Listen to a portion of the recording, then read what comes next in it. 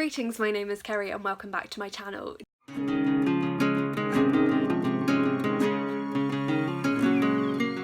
Today I have for you my December wrap up, so it's a little bit late, I realise, but not quite as late as my November one was. So I'm just going to go into it because I've got quite a lot of books to get through. I could end up being very long if I'm not careful. So I read a total of 16 books in December. That was, I think, certainly the most I read in 1 month last year, and I think since I've started BookTube that's the most I've read in a single month. They were all books I owned. There weren't actually any borrowed books in that at all, so there were 10 books from my own TBR, 5 books that had been new to me last year, and 1 book was a reread. In terms of type, 4 of them were non-fiction, 2 were anthologies, and 1 was a poetry collection. And in terms of the challenges I was taking part in, 1 came from my book Death Row, 9 books met the indie challenge, 1 book was from the oldest on my TBR, but I also started the Start on Your Shelf-a-thon, which you'll have heard me talk about in my 2020 reading plans, so 6 books met that criteria as well. 1 book helped me complete a series and 3 books were from my Read Around the World challenge. In terms of ratings,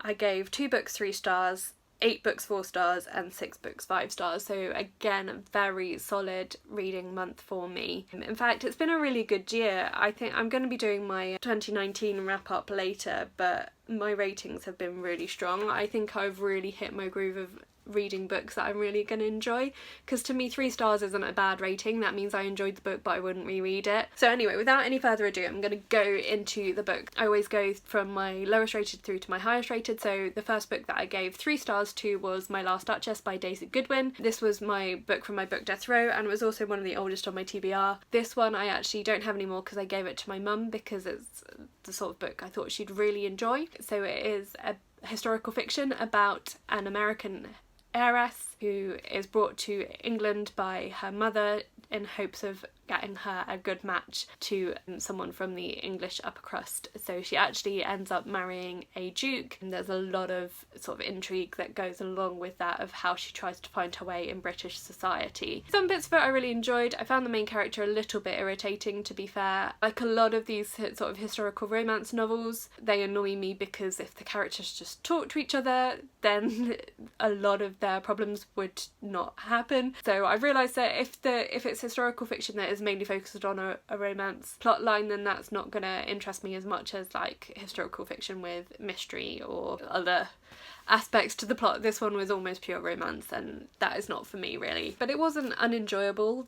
It had some good points. The other reason it only got 3 stars was that I struggled a little bit with Daisy Goodwin's writing style. So I knew of her already because she writes the screenplays for the TV series Victoria, which is about Queen Victoria, and I really love that TV series, and definitely her writing style to me felt more suited to TV than to a novel because she changed perspective a lot and sometimes within a chapter. I'm okay with a narrative voice that comes from different perspectives, but I don't like that to shift suddenly because I find it distances me from the reading. Like, it makes me aware that I'm reading. I would rather have clearly defined shifts between character perspectives. Don't really like omniscient narrators so much. That was the first one. The second book I gave 3 stars to. I finally finished Visages de la France Contemporaine. This was a collection of essays edited by Michel Blanc that I have had for many years, and I've been reading it for about 18 months. This was really interesting, a little bit of like the history and political structures of France, but it is a little bit dated now. First published in 1960, wow. So, but it was very interesting and good to practice my French, and as I mentioned in my 2020 reading plans, I now want to be reading a bit more French. So yeah, not really a lot to say about that one, just a collection of essays about France, and it was quite interesting.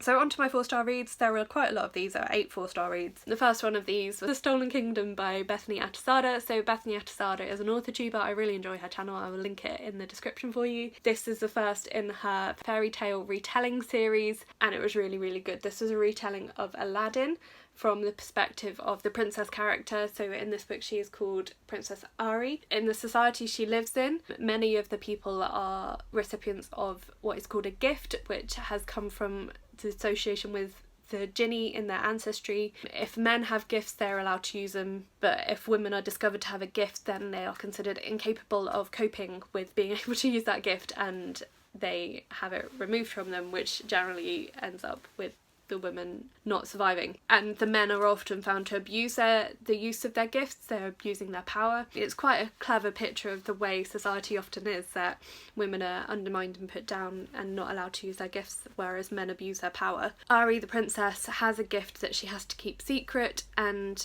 when a neighbouring king tries to manipulate her into marrying him and overtaking her kingdom, she flees and goes undercover and finds herself caught up with a group of thieves who are trying to catch a genie. The story develops from there. I thought it was really cleverly written. I really liked all the characters, and I'm really keen to carry on the series. So I have the second one, came out in December, and the third one's out later this year. Yeah, really keen to keep reading more of Bethany Atazadeh. She's got a science fiction duology out as well, which I'm hoping to get at some point. This was a really good start to this series. I'm going to try and go a little bit quicker because I've got so many books to get through. So the next book that I gave 4 stars to was called Planetwise by Dave Bookless. This is a Christian non-fiction book about ecology and how we should be caring more for the world, and sort of the Christian basis for that from the Bible, to try and encourage us to have a more greener attitude, to take better care of the planet. And I found this really encouraging, a little bit preachy at times, because not everyone is capable of doing everything, but actually he does say at the beginning it was not his intention to guilt trip people, just to try and make them think about these issues a bit more, and that is something that is really close to my heart as well. I'm always trying to find ways to be more ecological. I found this really encouraging. I picked this up because we had some talks about it at my church. One of them I actually spoke myself about how we can take better care of the planet and the biblical emphasis on that. So this book was quite helpful when I was starting to write that, and then it took me a couple of months to finish it after that, but I really did enjoy it. Next we have another fantasy series. This is Assassin's Apprentice by Robin Hobb. I finally read it. I've been meaning to read this book for so long, and I finally got to it, and I really enjoyed it. I thought it was a brilliant start to a series. I'm really keen to carry on and read all the rest of, first of all, of this trilogy, but then of the rest of the Realm of the Elderlings. I really liked Fitz as a character. He was very likeable. Some epic fantasy characters are like, they can magically somehow do everything and they're amazing, and particularly if it's like they're the narrator of their stories. I'm thinking particularly of like, what's called The Name of the Wind. But Fitz felt much more human. I really liked his character, how it developed, the political intrigue, the different sort of magic systems, and I'm keen to learn more about how they interplay. I'm really looking forward to carrying on with this series, and I'm sorry it took me so long to start it, because it is definitely one that I'm going to be keen to carry on reading. The next book I gave 4 stars to was Please Read This Leaflet Carefully by Karen Havelin. This was our Ninja Book Club pick for November, and again I was slightly late reading it, so I read it at the start of December. This was really cleverly written, really beautifully written. So it's about a character called Laura who suffers from endometriosis, and at the start of the book she has recently got divorced and she's bringing up her daughter. She's from Norway originally, now living in New York, and it's about how she deals with her illness. But what is good about, or interesting about the story, different about the story, is that it's told in reverse. So we start with the most recent years, and then each section goes back a couple of years, so we can see how she's changed from her original diagnosis, from her originally suffering from this illness. It was a little bit confusing, which is why it didn't get 5 stars, because I did have to repeatedly double check what year I was in, and I found some of it a little bit confusing in that sense, but I thought it was really cleverly written and I really enjoyed it, and it was very unique. I've not come across other books that I've written in that style. If you know of any, I really enjoy that kind of thing. Okay, yeah, next, Murder on the Links by Agatha Christie. This is the second book in the Poirot series, and again features Hastings as the narrator. Hastings is a lovable idiot, really, and I really enjoyed this one. I managed to work out little bits of the mystery again, which always makes me feel very clever, and haven't yet managed to work out the whole of an Agatha Christie mystery, but I certainly did guess bits of this one. Like most Agatha Christie's, there's a dead body and Poirot has to figure out how it got there. So this one had some of her recognisable tropes to do with mistaken identities, particularly featured quite heavily in this one. Oh, and people not being who they say they are, that's the other trope that she really does very well. Yeah, I really enjoyed that one.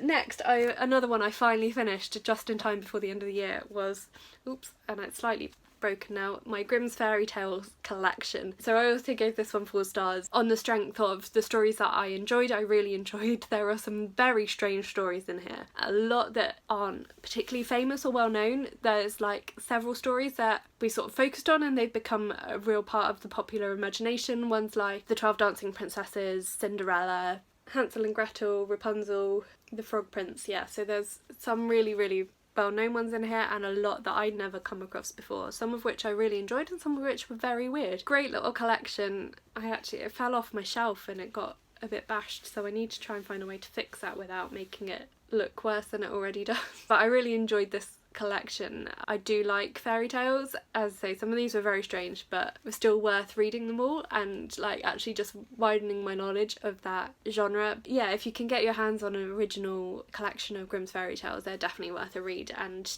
some of them are very surprising. There's one about a sausage that comes to life and that's all I'm going to say. The next book that I gave 4 stars to was To Be Taught If Fortunate by Becky Chambers. This is a novella that came out last year that I've been eagerly anticipating because I love her Wayfarers books. This I really did enjoy, not quite up to the same level as Wayfarers, but I mean, she writes characters so brilliantly and I loved the imagination in this book of the very different worlds that the characters encounter. So this follows 4 astronauts on a ship that has been crowdfunded really, and they go to 4 different planets within a distant space system. They're put in suspension to get there, so they haven't aged. It's taken them like I think 30 years to get to the system. They know that any information, any messages they receive from Earth have taken at least a decade to get to them. It's about their experiences on each of the different planets in the system that they've been sent to explore, and then the intention is that they should be returning to the Earth at the end of that mission, but it will be about 70 years will have passed, and so it's sort of their reflections on what they've discovered on each of these planets and on that journey back and what that's going to be like. So if you're a fan of Becky Chambers, you will enjoy this book. If you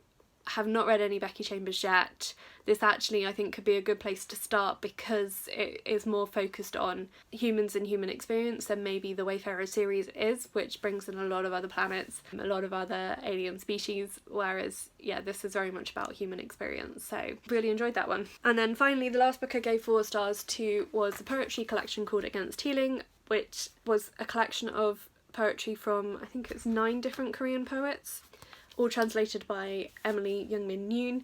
This one was from the Translating Feminism series by Tilted Axis Press. I supported a Kickstarter campaign to get these little books published, so this one was actually the free gift that they sent to their supporters as a thank you for supporting the publication of the other 3 books. Some of these poems I really enjoyed, some of them not quite so much, but that's the way it goes with poetry collections as with short story collections, and really interesting insight into Korean culture and the Korean mindset. I've enjoyed all of the books I've read so far in this collection. I've got 1 more left to read, but it's been really great for seeing different cultures' poetry and experiencing that. So finally onto my 5-star books. The first of these was Obsidio by Amie Kaufman and Jay Kristoff. I've actually lent this to my dad because he's been reading the series after me, but I really enjoyed this conclusion to this series. I enjoyed how all the characters have grown and developed over the course of the books. I found actually the outworking of the conclusion to the story very satisfying. So if you're unfamiliar with the Illuminae Files, which is the name of the series, then it starts with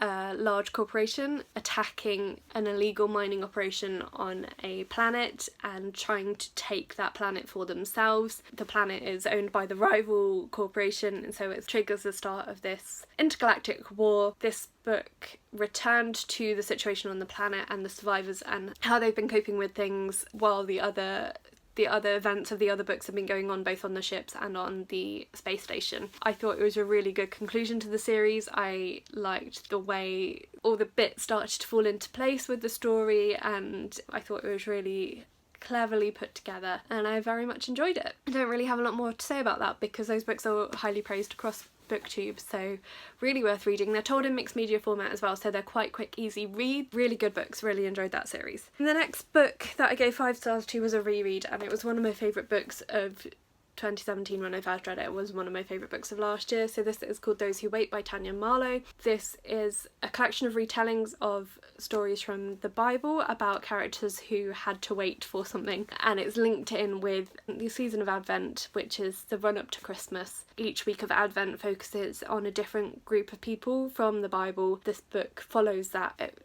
picks characters that represent those different groups of people across Advent, and I read a little section of this every day as an Advent reading because I've been in a period of quite a lot of change in my life recently, and I've got plans that I'm waiting to come into fruition. This was really comforting to me, both when I first read it and when I reread it the last December. It really means a lot to me, this book, and it's one that I will reread again in the future. The next book I gave 5 stars to was On Anxiety, an anthology from 3 of Cups Press. This was their first book, I believe, so they're a fairly new small press.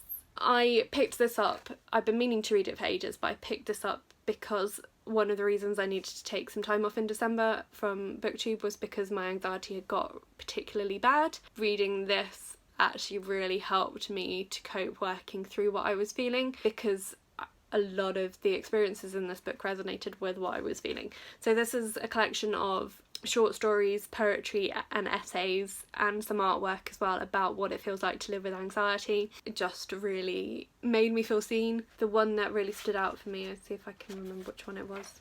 Yeah, Hangnail. There's one called Hangnail by Rosemary Waugh, which is to do with like a fixation with skin, I guess. That sounds really weird. But yeah, so like the behaviour she describes of picking at your nails, picking at your skin, is something that I definitely experience when I'm feeling anxious. Or she talks about her theories about why she does that, and it just really resonated with me because that's something that I was doing a lot in December. But this whole book, like, I couldn't directly relate to everyone's experiences in here. The sources of anxiety are many and varied, and for some of them it was to do with marginalisation of other forms, but actually a lot of this really just made me feel less alone in what I was going through at the end of last year, so really enjoyed that. Next we have Children of the Cave by Virve Sammalkorpi. So this is about an expedition in the mid-19th century or early 19th century of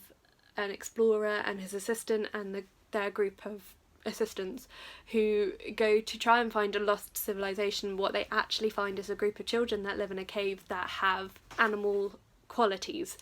So some of them have fur but not over their whole bodies, or they have like animal facial features. They're outcast from society because they are different, and there's a whole lot of questioning, particularly from the narrator, about what does it mean to be human, and actually are these children more human than the thugs that he's working with.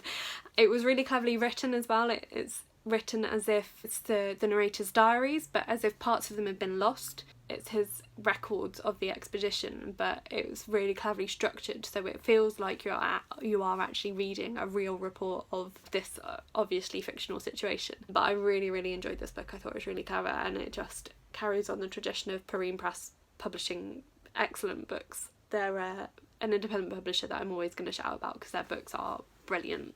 I've enjoyed every one I've read so far, and this was actually been one of my favourites. Really well written, really enjoyed that one. Next we have Paddington Helps Out by Michael Bond. Actually, I think this was the last book I finished in the year. I can't quite remember though, but when I looked on Goodreads it muddled up the order a little bit. This is the 3rd book in the Paddington series. I just wanted a little bit of reminiscence of my childhood, so I have nearly all the Paddington books. I don't quite have all of them.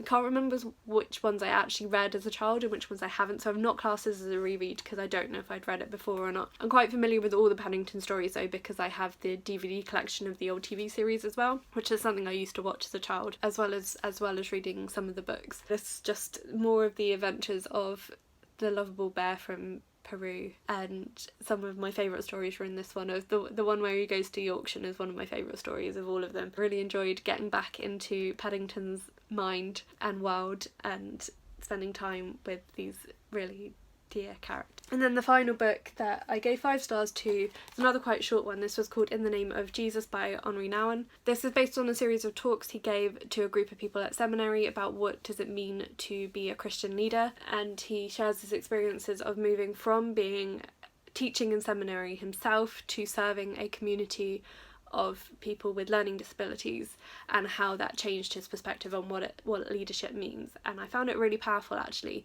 It's slightly dated, so some of the language he uses to describe these people is not the terms that we'd use today, but aside from that I found it a really powerful book. Really enjoyed reading it. I also enjoyed the fact that it had massive print, so it didn't take very long to read at all, but I found it really thought-provoking. I don't really know what else to say about that other than it was very good. So wow, that was all the books, all 16 books that I read in December. I know that I've not spent a lot of time on all of them, but that's because this has been quite a long video anyway to talk about all of them. Some of my favourite books of the year I read in December, which is a nice way to finish a year. There was quite a lot to enjoy there, so let me know in the comments if you read any of these and what you thought of them, or what some of your favourite books you read in December were. Have a chat to me down in the comments. Please like this video if you liked it, and please subscribe if you haven't already. You can also follow me on my social media. All that information is listed in the description box below, so you can find my Twitter and my Goodreads in there. That's it for today, so thank you so much for watching, and I will talk to you again soon. Bye!